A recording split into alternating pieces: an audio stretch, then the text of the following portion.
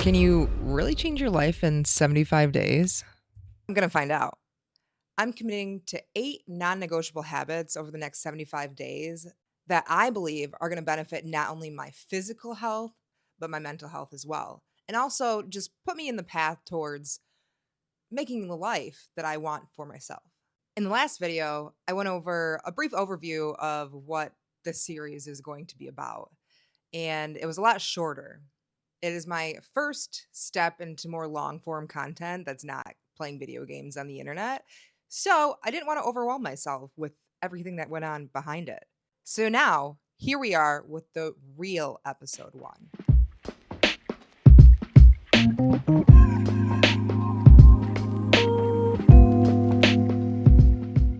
And in today's episode, I'll be going over 2 of those. Again, this kind of just plays into the not wanting to overwhelm myself. I'm pretty much new to long form YouTube content, and I want to be able to consistently post a weekly episode. So as we continue on, I get much stronger, much better, 12 out of 10 editing, storytelling, all the list of things that would make me a good YouTuber. Here we go. This whole challenge is formed around 8 non-negotiable habits. And I gave myself room to add in as I need to. The whole purpose of this challenge is to just become that vision of myself. I'm somebody who really likes science and having reasoning behind the decisions that I make. So there is going to be a little bit of science sprinkled in throughout these episodes. And at least in the beginning, when I'm kind of diving into my why I created these habits, why I chose them, etc., etc. But the series is not intended to be a lecture. I don't want to lecture you. We're not in college. I do have a lot of science nerdy friends who might be interested and might like to understand. I want to inspire and just show you guys my journey. So I will have pinned, time-stamped, whatever it's called, down at the bottom if you want to skip through the science mumbo jumbo and just get into, would you call it the meat and potatoes? I don't know.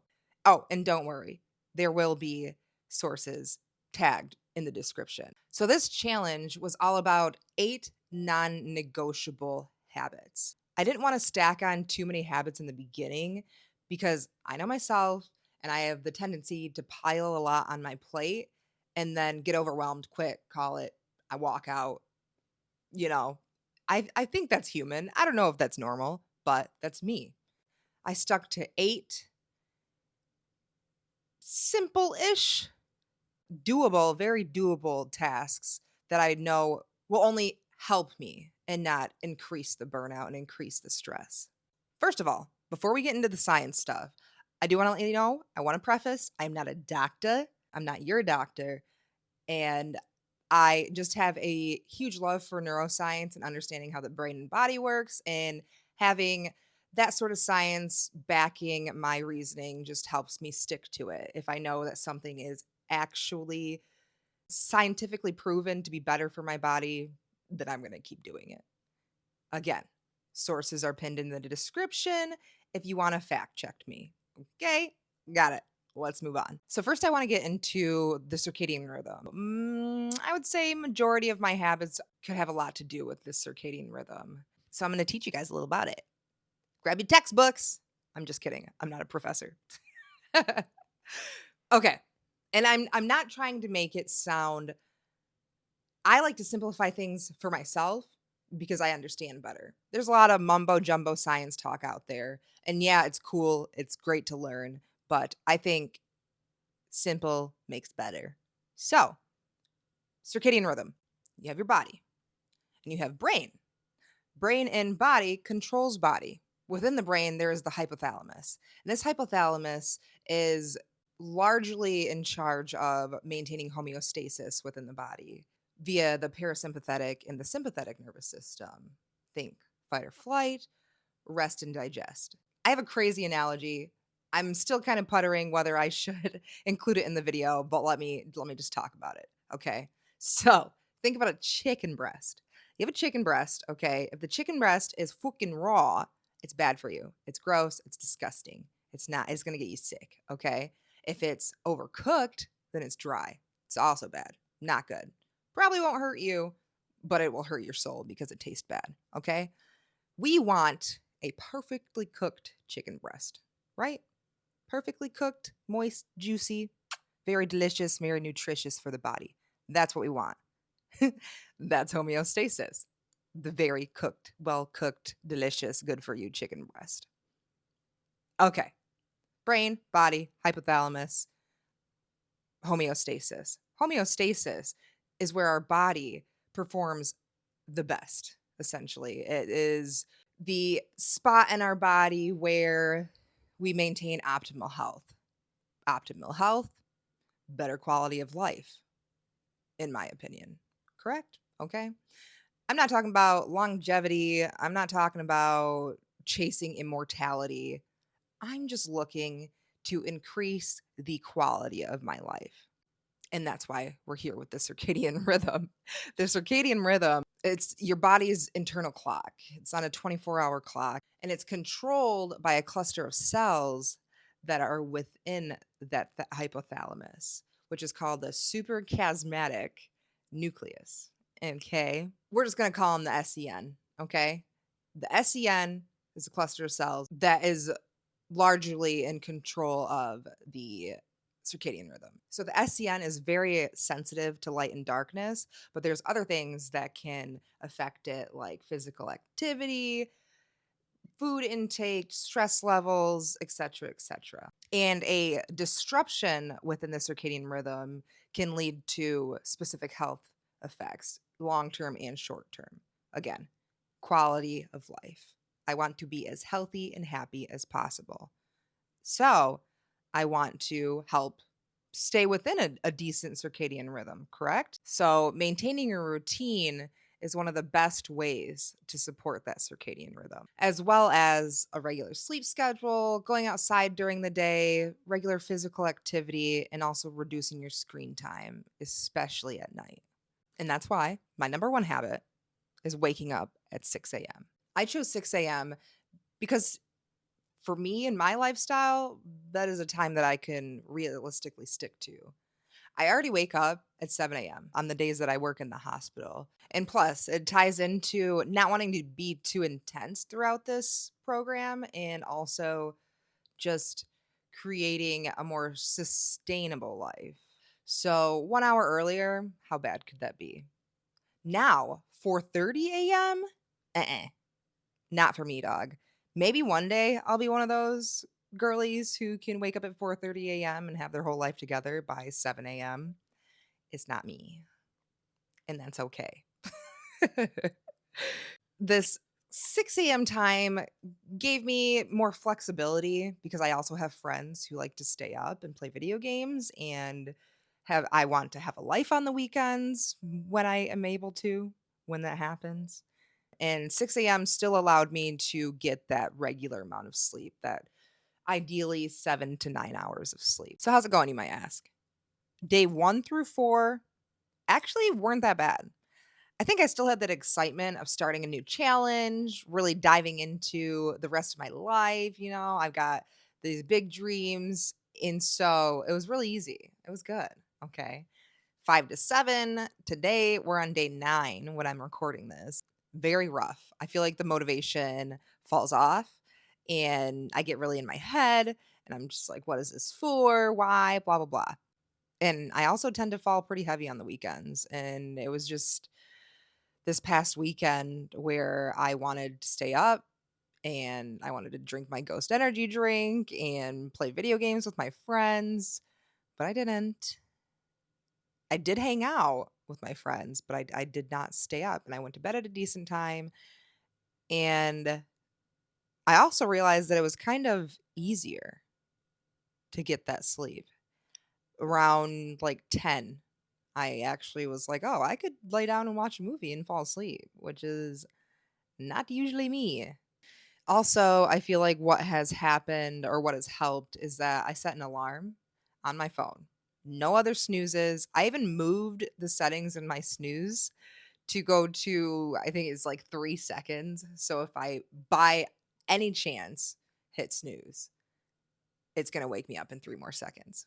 So I think also the idea of knowing that I can't hit snooze, and if I do hit snooze or turn off my alarm, I will not wake up. I used to be a chronic alarm person. I have so many alarms saved, and I should actually just delete all of them. But yeah, I think that's something that's really helped me, knowing that I can't hit snooze. What would I change? If I'm being picky, one of the main things that I would change is forcing myself to get my feet on the ground first thing in the morning. I have the tendency when the alarm goes off, I turn lights on. I make sure there's light in my face, but I stare at the ceiling for maybe 5, sometimes 10 minutes. And I just know it would be better for me to just get my feet on the ground and head and start into my second habit that I will be diving into, which is my morning routine. I want to establish a morning routine that takes approximately an hour, filled with a bunch of things to help clear my mind and just get me really organized and ready for the day. Before this challenge, I was burnt out and very scatterbrained, couldn't find my focus, felt very overwhelmed throughout like my whole day. I figured that having this morning routine would be something that would help me have something to not only look forward to getting up at 6 a.m., knowing that I get to do.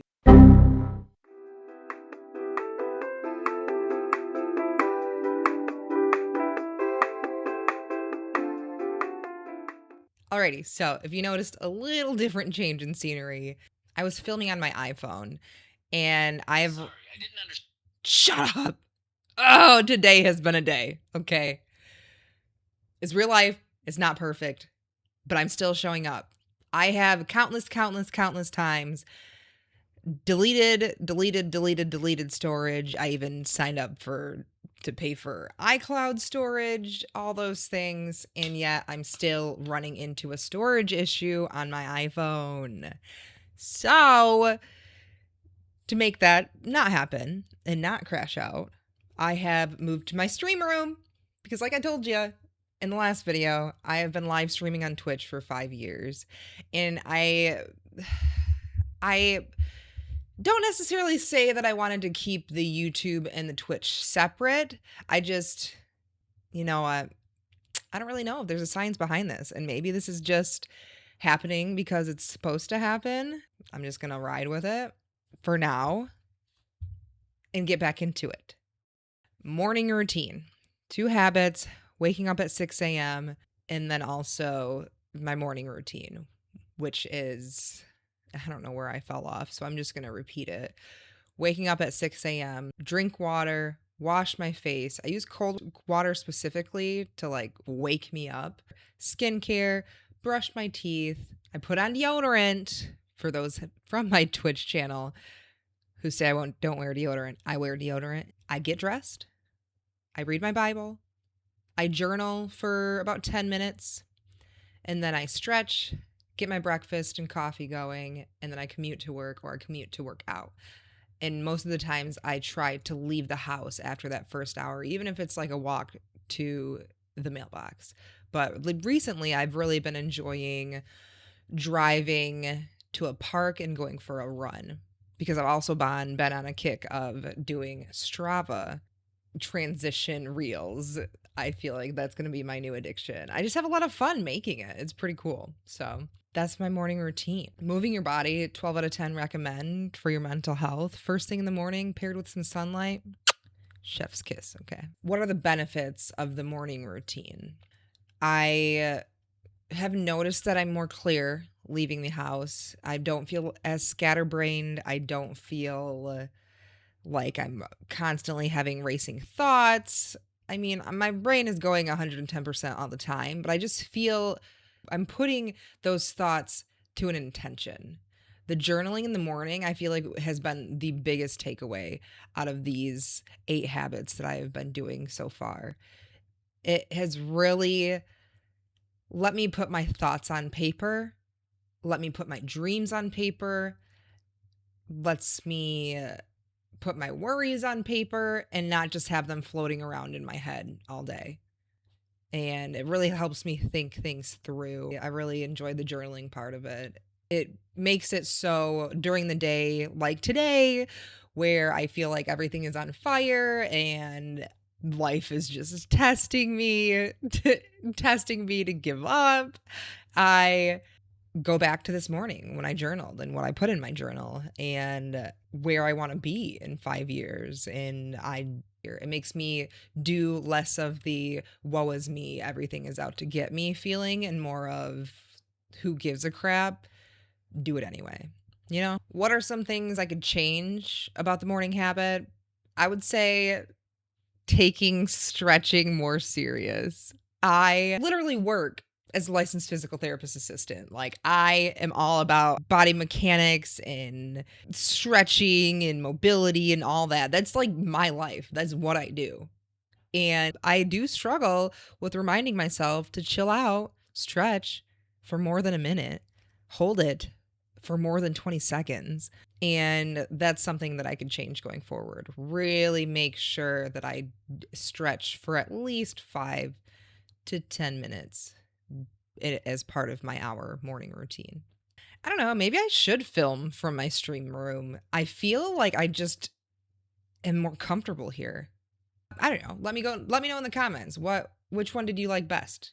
You like the little recliner action, or what do you guys think of my stream room? Let me know in the comments. So overall, this past week of sticking to this 75-day challenge has shown me that there are more benefits and positives out of the struggle that I feel like I'm going through with not staying up late and waking up early and not eating the junk food makes me feel so good. And there are going to be times where I don't see a point, but I already know the results of sticking to something. And this is just another test. I did the 75 hard challenge and I was able to achieve better physical body, but I feel like I still just felt overwhelmed. Whereas with this challenge, I really, really, really feel deep down in my core that in 75 days, I can be so, so much closer to my dreams of being able to change lives and coach people. And we'll get into more throughout this journey on YouTube. If you enjoyed this episode, please feel free to subscribe and catch the next one, where I'll be diving into the next 2 habits of the 8 non-negotiable habits that I'm doing for 75 days. And also, this is your reminder to move your body if you can, while you can. See you next time. Bye. I don't know what I'm doing with my finger. See you next time. Bye.